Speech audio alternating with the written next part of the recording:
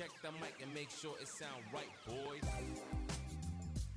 Hey, I'm Aaron. Hey, I'm John, and this is Pastors and Pizza. I'm Josh, and this is Pastors and Pizza. A podcast for three very unqualified pastors. Very unqualified pastors consume some of the best and worst pizzas Western Washington has to offer. While trying to make sense of our faith. Figure out how it connects to the world around us. We believe the best conversations happen over food. So pull up a chair, grab a slice, pour a cold one, and come along with us. Wherever it is we are going. Wherever it is we're going. All right, everybody, welcome into Pastors and Pizza. This is episode 5. We are, today is a special episode. We are having our Super Bowl national pizza chain shootout. And so we've decided to take it upon ourselves. We're watching football. We are eating pizza and wings today. Yes. I will say we are having wings. And so we're going to eat one from Pizza Hut, one from Little Ceasars, and one from Domino's. And we're just going to talk about them and which ones we like the best. And their wings as well, which I think we have pretty good opinions about their wings. So how are we doing today, by the way? We got the game on right now. It's the NFL playoffs, and it's good. Hanging out with my friends, always good. I get to get home in a little bit and hang out with my fam. So Sunday's a good day. We are here together in Pastor John's house. So thank you and Chrissy for hosting us. Of course. Yeah, it's our first off-site podcast recording. So that's cool. Yeah, it is good. Sitting on the couch, watching football. It's taking good. a nap. See ya. Yeah, we may have to keep an eye on Aaron. He probably will fall asleep over here. If it just gets quiet all of a sudden, that's we'll just know what happened. Tell the truth here. Anyway, we are today. We'll be talking about the pizzas that we're having. We're gonna kind of try to figure out what our favorite cheap pizza in the Monroe area is, because there's some other national chains we didn't include in here. But we're also going to be talking about football and masculinity and what it means to be a man, and just easy topics in America. Easy topics. So we'll be chatting that. But first, before we get into everything, let's talk about the pizza that we had. So we did have Pizza Hut, Domino's, and Little Ceasars. John, walk us through what we got from each place. Yeah, so, first off, this is really a public service for you guys. We took one for the team so we could give you the best options for Super Bowl Sunday coming up here. And so we did get 3 pizzas and 3 orders of wings. So from Domino's, we got the $5.99 carry-out special. We had a pepperoni and sausage with their wings, which were supposed to be buffalo boneless wings. We maybe have more on that in a minute, but I don't know how that worked out. Not sure what happened there.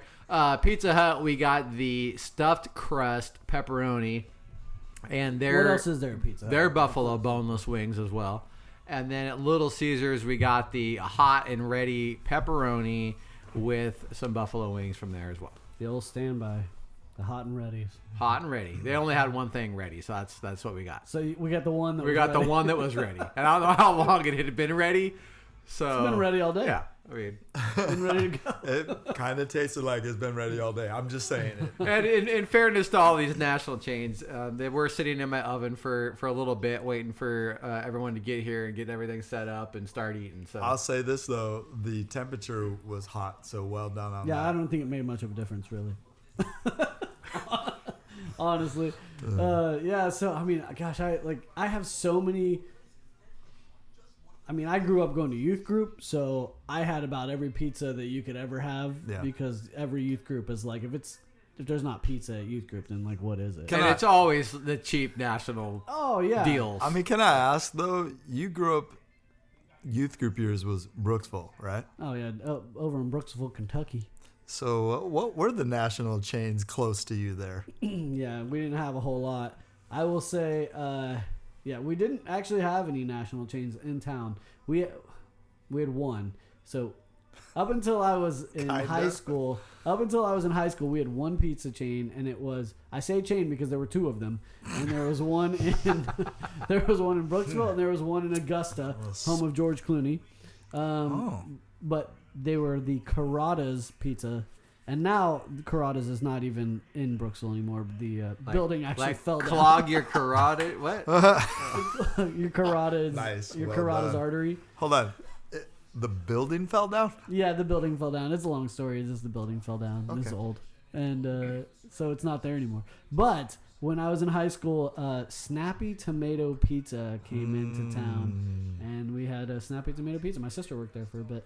And yeah, so that's what we would usually get if it was a pizza party. Unless we did our Super Bowl party in like the big metropolis of Maysville, Kentucky. And then there was there was at least a Pizza Hut and I think a Domino's. Was Snappy Tomato? Snappy Tomato Pizza. Was that better than the national brands?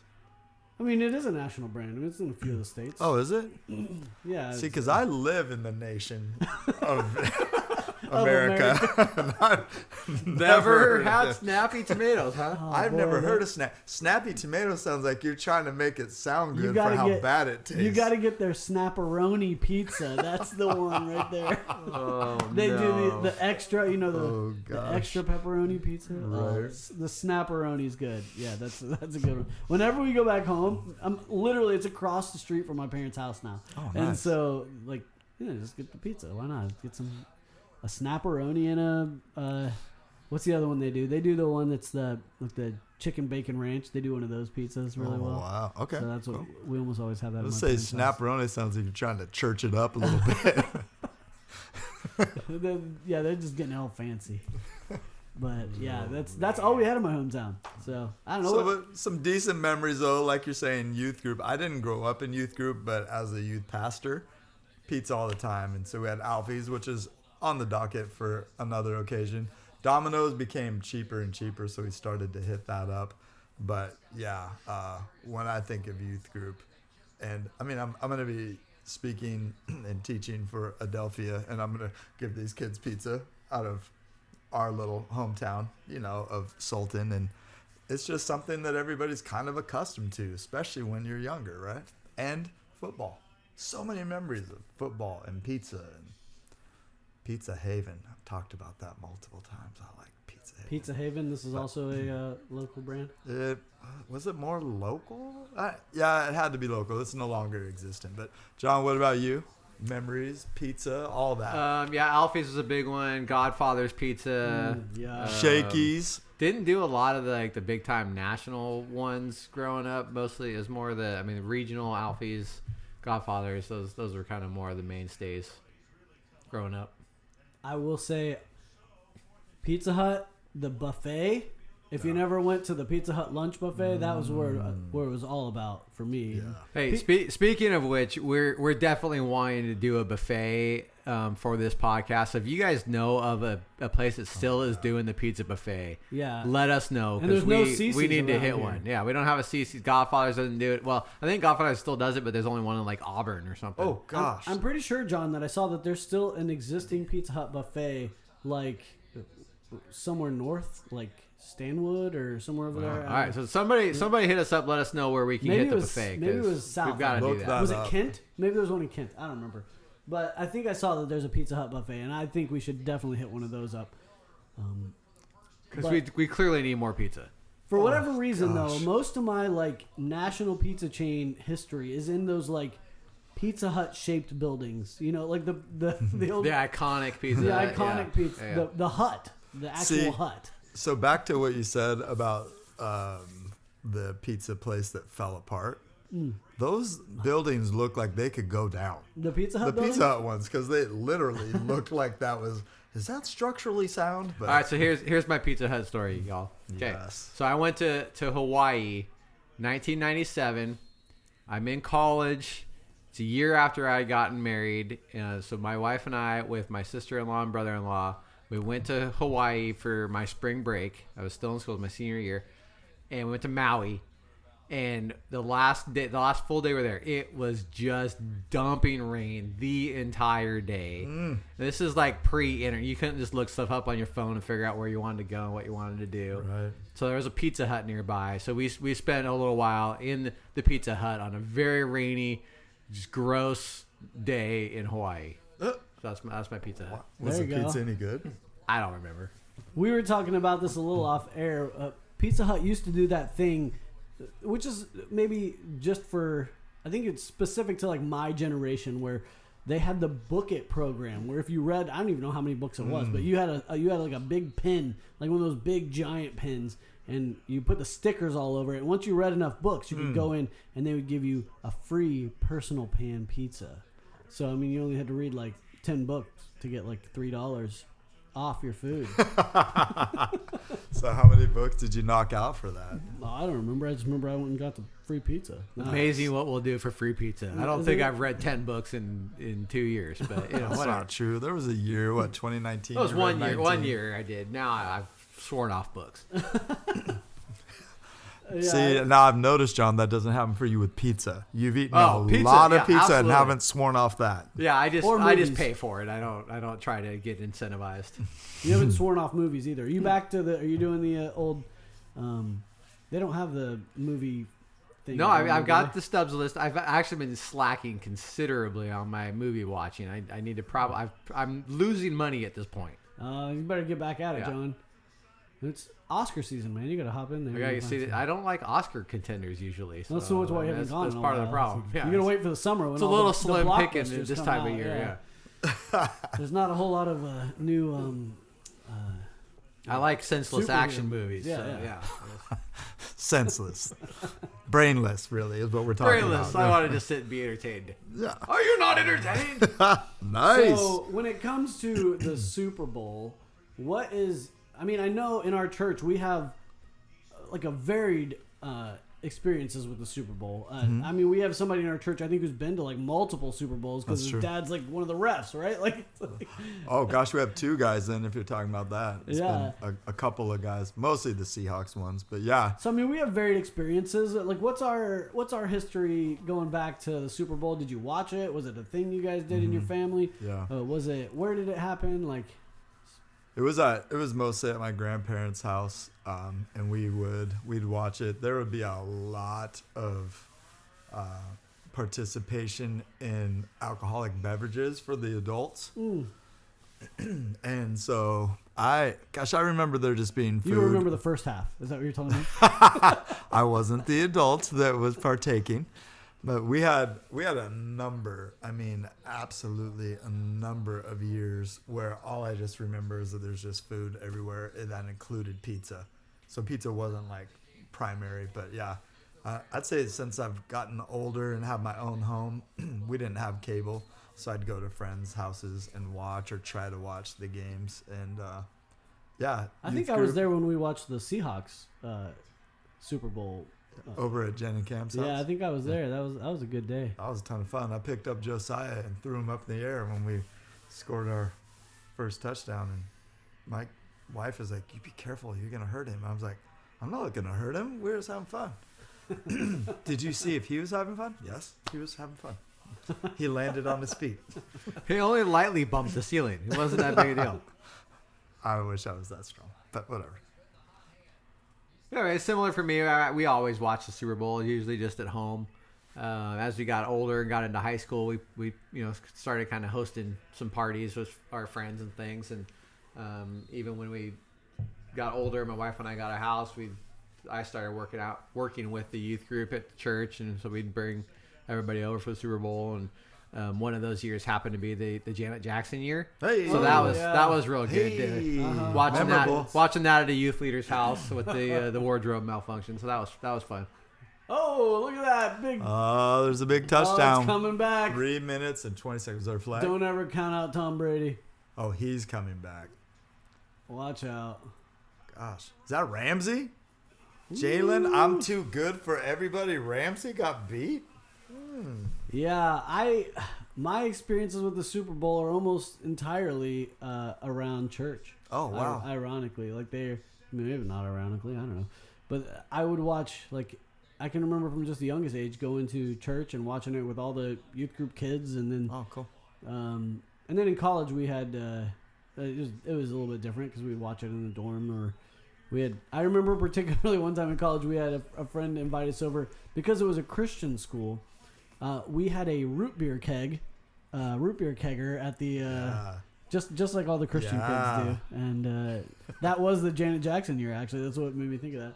So that was kind of funny. How hopped up were you on root beer by Oh the time man, all that happened? At I was halftime? buzzing on that sugar. I will tell you that. But one of my favorite Super Bowl traditions that we ever did, I actually did it with the youth group in Ohio, the last church I was at, and they did a thing that they called the Chili Bowl, and we would have it every Super Bowl Sunday, because one thing that's different in the eastern portion of the country is that the Super Bowl doesn't start until like later in the afternoon, right? It's like 6:00 at night, and so we would have, after church, we would have a big football tournament, like a flag football tournament. Oh, cool. Out in a park. And we did it 3 or 4 years in a row, and we would have chili. We'd bring chili out, and we would serve it out in bowls, and people would play each other. And Eat a bunch of chili and then go play football? That seems like a bad really, idea. a really good idea. The first year we did it, it was just like mud fest, and it was like probably 40 degrees and just so muddy, and everybody got just super coated in mud. And then the next 2 or 3 years, Then you went to the church after that? Oh, everybody would go home, change, and then show back up to the church. Yeah. But then the next couple of years that we did it, there was snow on the field, and so that was cool. We were spray painting the lines of the of the football field on the snow. Let's go Kentucky. That was good times. Northern Kentucky. That was actually in Dayton, Ohio. But yes, it was good fault. times. That was that.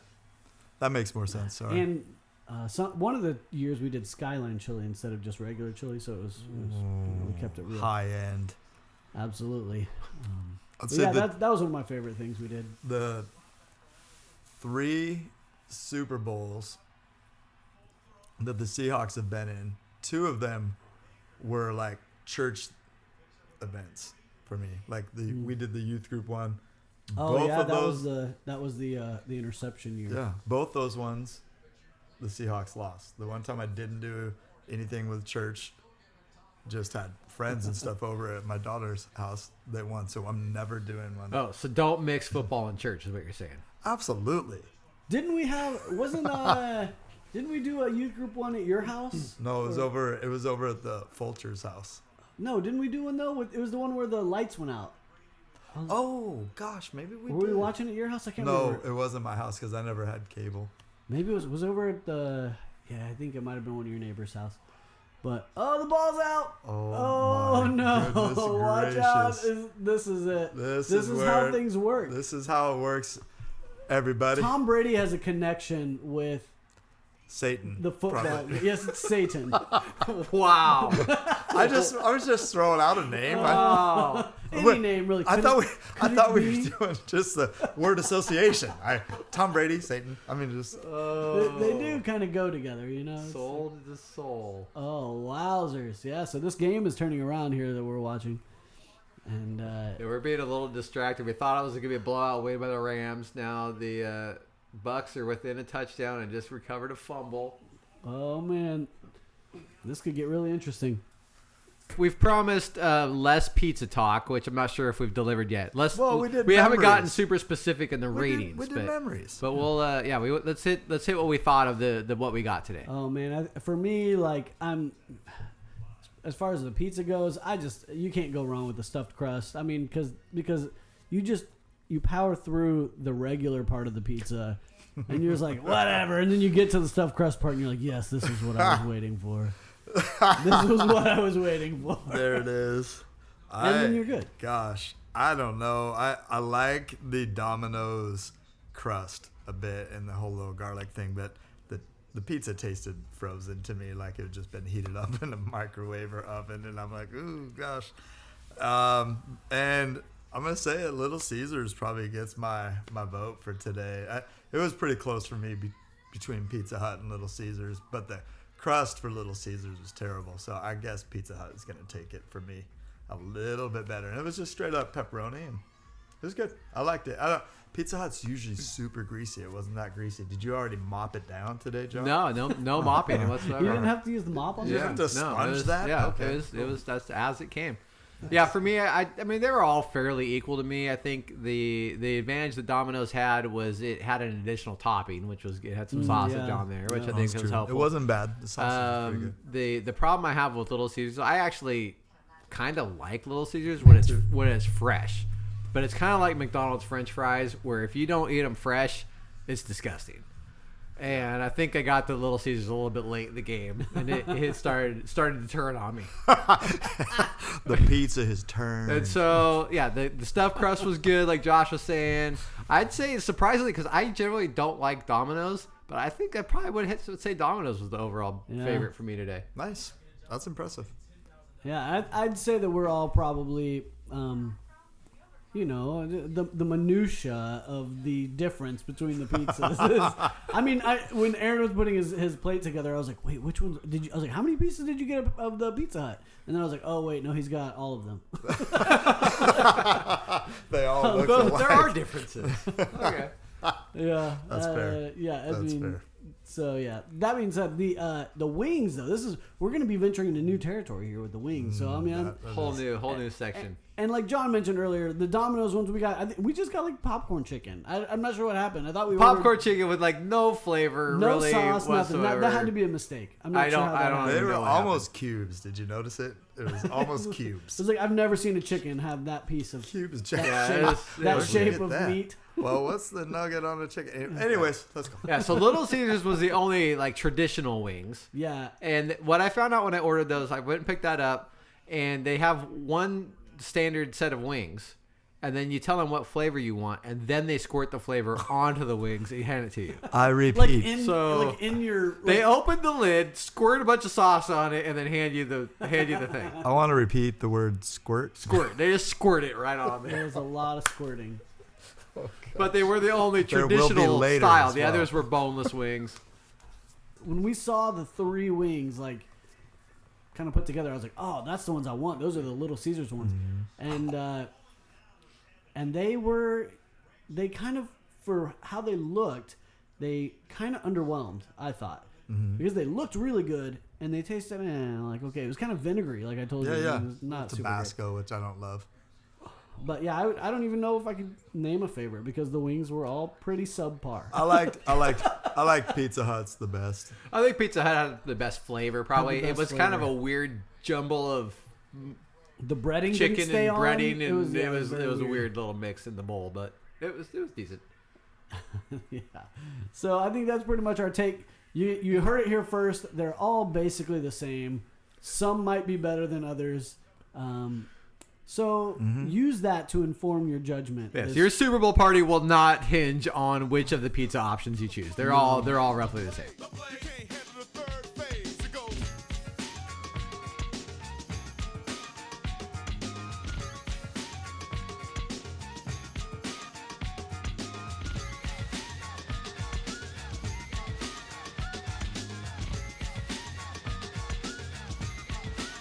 Check this. Man, got it all like been around my neck through the wall and boom. In a different mentality. With a So yeah, I think you had talked about masculinity, and so I mean we're talking about food and watching the game and all of that. And I mean, frankly, one of the things that stood out to me the most about the Super Bowl when I got into youth ministry and started paying more attention to how people are impacted was the number of women and children that are abused, like physically abused during the Super Bowl it's eye-popping, the numbers. I didn't look up any of those, so I apologize. You guys can Well, and look isn't those it up. one of the largest epicenters for like the sex trade? Yeah, in like America? so the actual The host city. the host city, Yeah. exactly. Yeah, so sex trafficking is through the roof. And so when you look at toxic masculinity, where it's domination and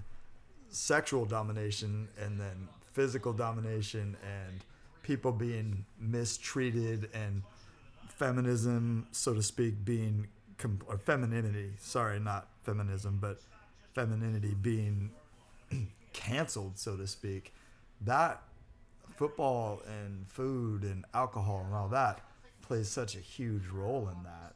And I can say that though I saw not the physical abuse, saw a little bit of like, maybe verbal and all that in my family growing up. Not a lot. I mean, it was mostly fun. We never had a team in the game, but my grandfather or my dad might have had some money on the game, so that could have played a role. But I mean, ultimately, we never really saw a ton of that. I've heard stories of friends and their families and how bad it really was for them. And I mean, football's been fun. I've never really thought of it like this toxic thing, but then I coached football and watched how kids get made fun of if they're not tougher or whatever. And, it's kind of sad, but true. I think a lot of that happens in football, happens in sports. Sure. I mean, it just makes me think a little bit about, like, what does the nature of football say about what we expect from men in America? Like, because I think, like, the ideal, right, so for so many men, the ideal, like, is like the football player, the quarterback, the like, that's like the popular one. That's like the one who's got the power and he's got the it feels like, yeah, they're tough and they're like, and they bully people and they are the ones who are physically stronger. Yep. And it just it says a little bit about how we expect men to behave in America, and I wonder how that and really, frankly, like, the church is really kind of knit in with that in some ways when it comes to expectation. And I mean, a lot of church people really love sports, and that's pretty normal. But I think that's one of the areas where we do kind of blend our faith with the world, and we kind of will lend ourselves into saying, hey, here's what it looks like to be a man. It's certainly not everybody. I want to be careful not to broad brush out, totally but a lot. But I think it is kind of like it's a pretty big umbrella, so to speak. Umbrella kind of ideal for America. So, yeah. Oh my goodness. So it's almost a tie ball game now. But again, I think to the tune of probably what's wrong with competition? Probably nothing.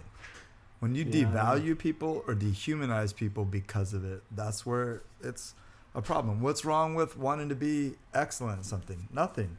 But when your pride takes over, and not the good kind of pride, but I've got to annihilate somebody else. Yeah, when your excellence comes at the expense of somebody else. Right. Well, I think for so many of these guys, you see it when they retire, right? Their identity is wrapped up in this image of who they are because of the game, of the sport, right? And so when they retire, I mean, you've got some physical stuff too. There's things like CTE that are big right now as far as trying to understand, right? These head injuries. And so that plays into it.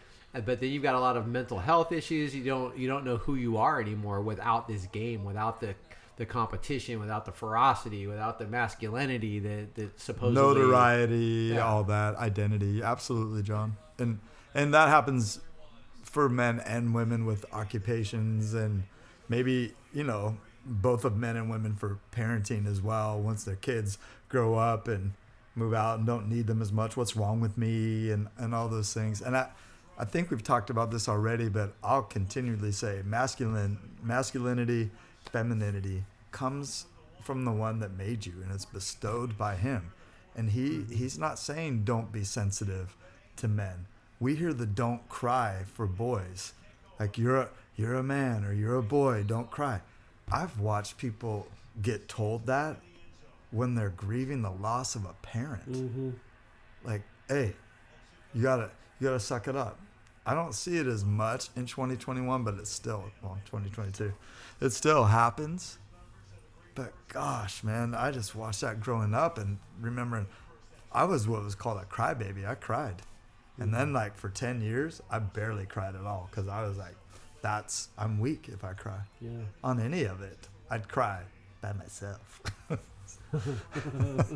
You go cry by yourself, you little baby. Yeah, I think there's like an emotional regression that kind of happens among men, just kind of stereotypically. I mean, not obviously, again, not everyone, but like when you're being told, like, hey, you got to always be strong, you can't be weak, don't show weakness.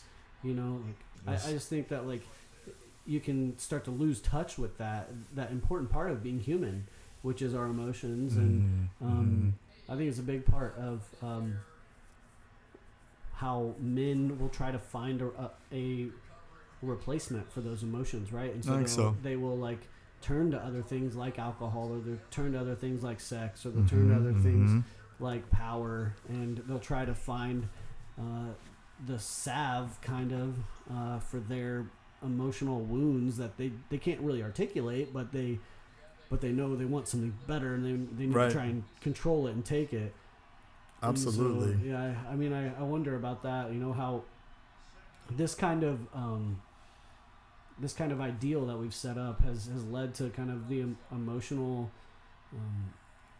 lack of development among a lot of men in America, and honestly, then it impacts families, and it impacts the way that that kids are raised. And I mean, I know so many people have like daddy wounds because their dads were just not there. They weren't available. They weren't available emotionally, or they just weren't there at all. You know, and there's a lot to be said about that. But I mean, that's so solid. Just thinking through that, I also believe. Oh my goodness, you guys! As we're having this deep conversation, and it's big and emotional, and we're all pretty dialed into the football field right here. That's a pretty. And I don't even have a team in here. I mean,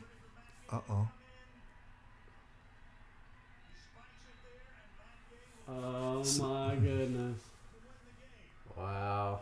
So it looks like the Rams are about to win, and kind of whatever this means. Cooper Kupp, unashamedly Christian, like tells the world, right?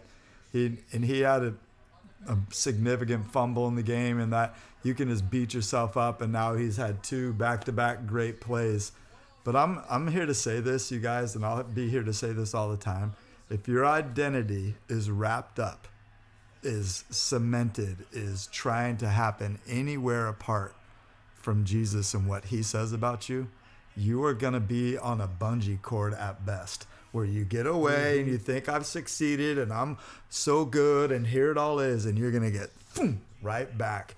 Because Tom Brady, he's won, 7 Super Bowls? He's been to 10 of them. Aaron Rodgers, I'm trying to remember who else has been the ones. There's probably been a lot of them who said, look, I won. Now what? You know, it's like success and identity apart from the Lord and apart from what he said is right and good for you. What is good and what does the Lord require of you? Micah 6:8 says, he's shown you what's good, to act justly, to love mercy, and to walk humbly with your God. None of that is dominate and knock somebody out or whatever. But can you take pride in your performance? Can you enjoy unity, solidarity, team feeling with other people? Of course. I think there's good masculinity. If there's toxic, I think there's good, and I think you can see it redeemed too. Yeah, absolutely. I mean, I think about football too, and really organized sports and all kinds of organized competition where just the team and cooperative building environments are really ripe for growth and all kinds of things. So many people talk about the impact that coaches had on their lives and how valuable that was for them. And it's just I think it really does. It really has a lot of intrinsic value, and when it comes to learning how to work together with other humans and how to be a team player. And so I think, there is a whole lot of value in that kind of aspect of it. So I don't want to leave that out at all. Yeah, absolutely. And I think there's so many, pretty much all of the things that we talk about, we kind of have this dichotomy of, it's not necessarily the thing that's bad. Right.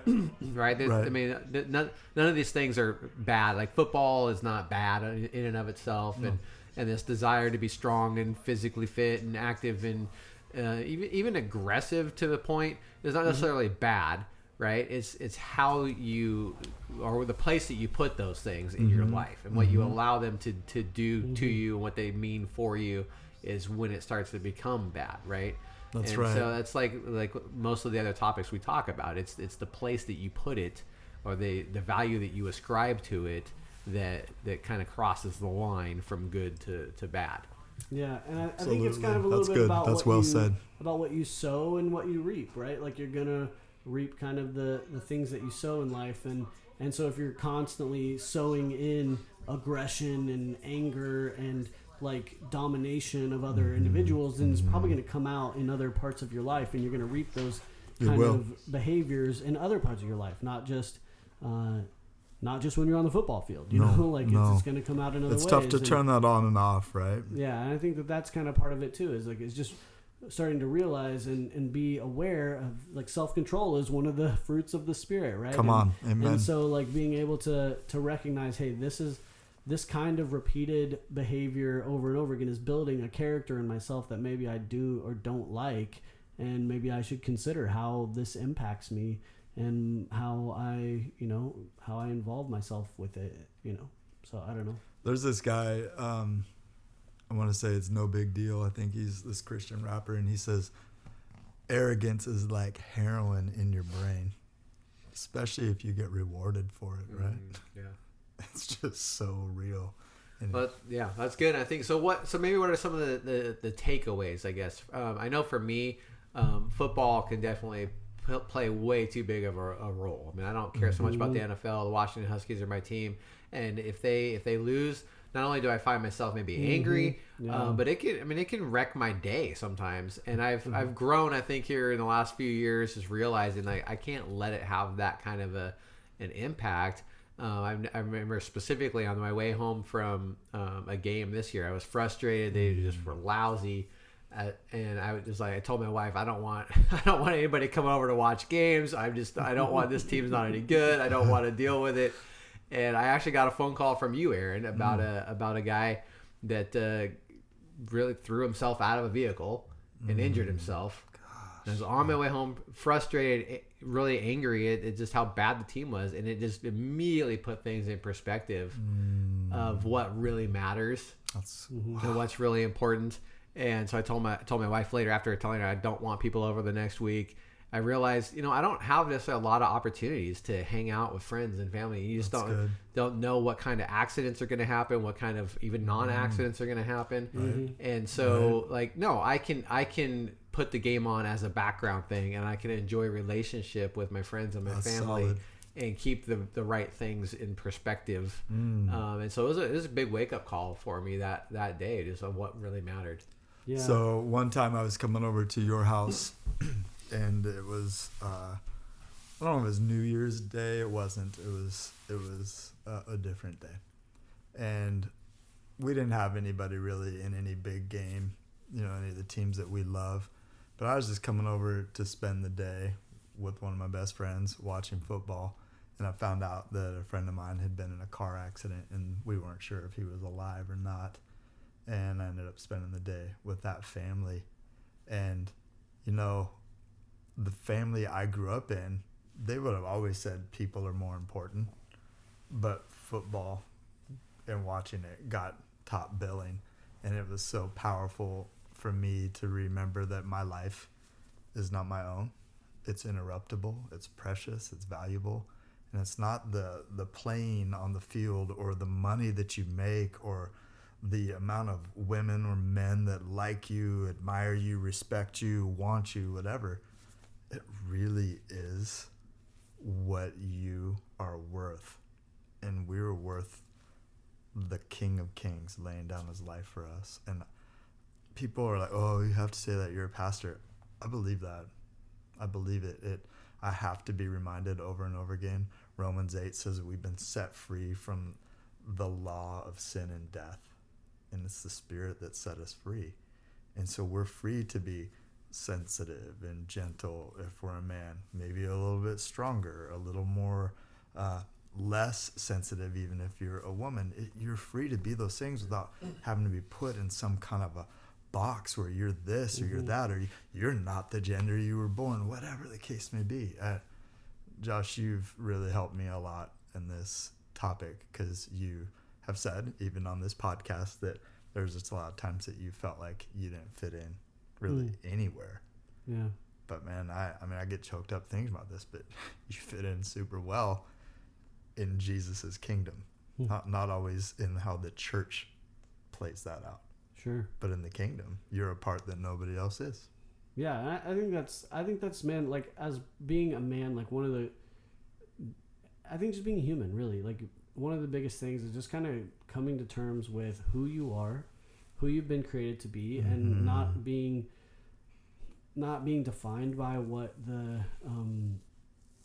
people are expecting you to be, and like being okay with that, like, you know, being okay with the fact that, like, yeah, I am like a more sensitive man. I'm more of an emotional type man, and that's okay. And then and not just being okay with it personally myself, but then living that out in such a way that I'm not ashamed about that. That's right. And letting people, I think there's a humility in that, and like a pride really about who God has made us to be. That, in being able to truly live that out, even if it means that you may suffer repercussions from like other people who are living a more traditional expectation for what it means to be a man. And so like I mean, I like, you think about men that just really love, you know, music and art and that kind of stuff. It's a much different kind of culture and different vibe for what it means to be a man, as opposed to like maybe something in the sports world. But I like to be able to live kind of in both those worlds and be kind of who I am in both those worlds, because I think it's true to who I really am. And it's not like trying to put on a front so that the people who in the music scene don't think that I'm too much of a jock, and so the people in the jock scene don't think I'm too much of a, you know, like softy or whatever. But I just think it's that world, like trying to come to terms with who you are and being okay and proud of that person that God has created you to be as you are. That's right.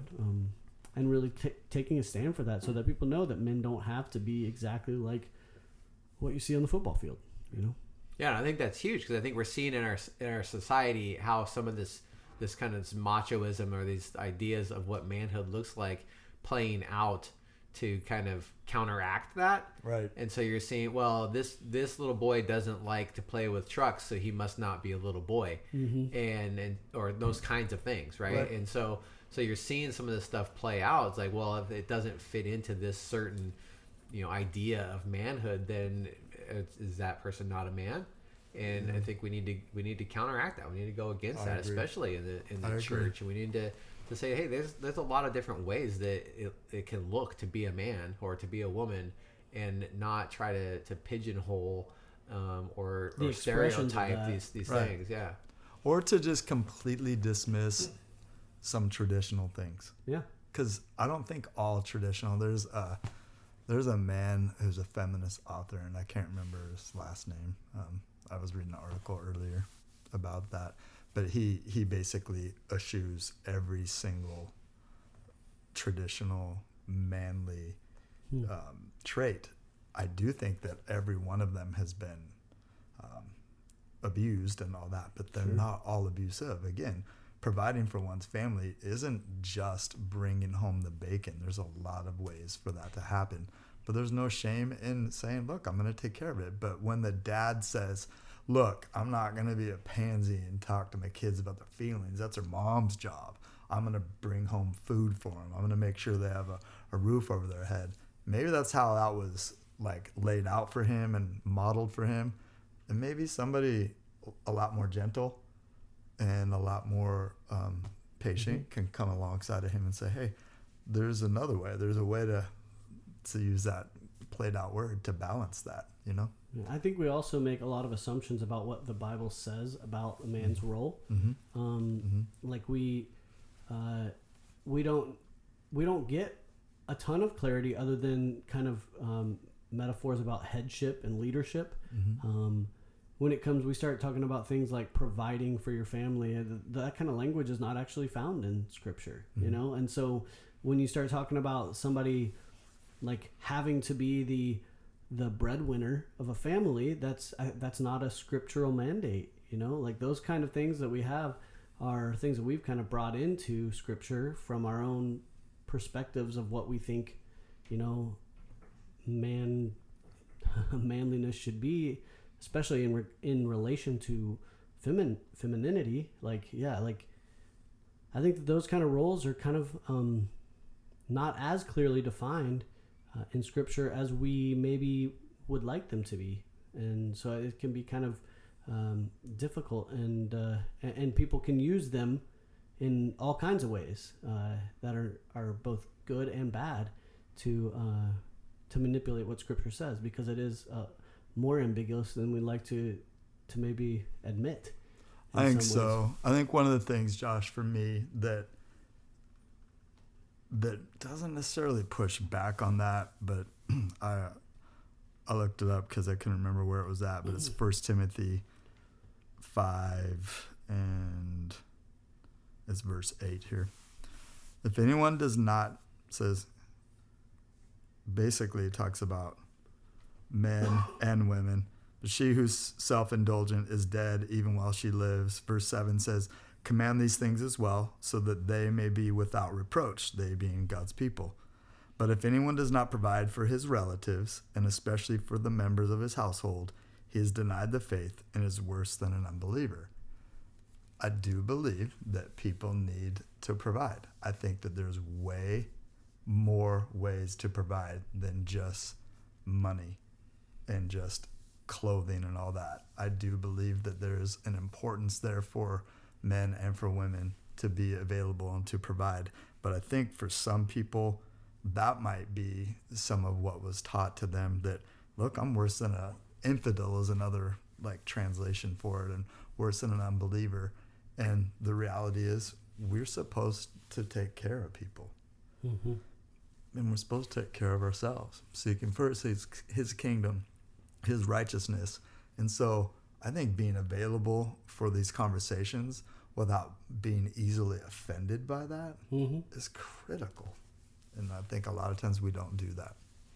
We rather, nope, this is what I heard. And we're seeing a lot of that cause people to really deconstruct their faith, walk away, and not reconstruct it at all, because they're just so tired of everybody being so dogmatic. Yeah. But again, it's right to take care of your family, but it's more than just money. Sure. You know? Or even just some of the traditional roles, although there's a lot of argument to be had. And if you guys are feeling any of this conversation or strong on any side, please respond. We want to hear from you. We really do. You can reach out to us. You can hit us up. We have that in the link, just where they could email and want to continue a conversation or whatever. Yeah, that's good. Thanks, man. Well, we appreciate the time that you spent with us. We've had a good time talking. We've kind of gone a bunch of places, and it's a really big topic, really a lot of debate about what it means to be a man, what it means to be a woman, and there's a lot of that. It's hard to decipher what is something that is. Am I bringing my culture into it, and am I bringing an actual clear view of Scripture with it? And so I think it's just really difficult to sort those things out. And so hopefully we are all able to come at those things with humility and with just an openness to hear what God is saying to us. And so thank you guys for being a part of this. And man, it's been good. Hope you guys have a great Super Bowl. And I don't know where I'm going to be watching, but the Bengals are going to win it anyway. So who really cares? Hold on, everybody. Josh has fallen asleep and is now talking in his sleep. He's talking about the Bengals. and honestly, never been a Bengals fan until this year. I'm jumping on the bandwagon. I'm all the way from Seattle, Washington. Yeah, and you know me, I'm not a bandwagon person either. Jumping on a bandwagon's a big deal for me, and I'm here for it. So you're like half the Seahawks fans. Totally. They're all off the bandwagon. Now. It used to be Seahawks. Yeah, totally. I was on the Seahawks bandwagon there for a minute too, while they were pretty good. I'm still a Seahawks fan. Anyway, have a good week. Thanks so much, you guys. We'll talk to you later. Peace.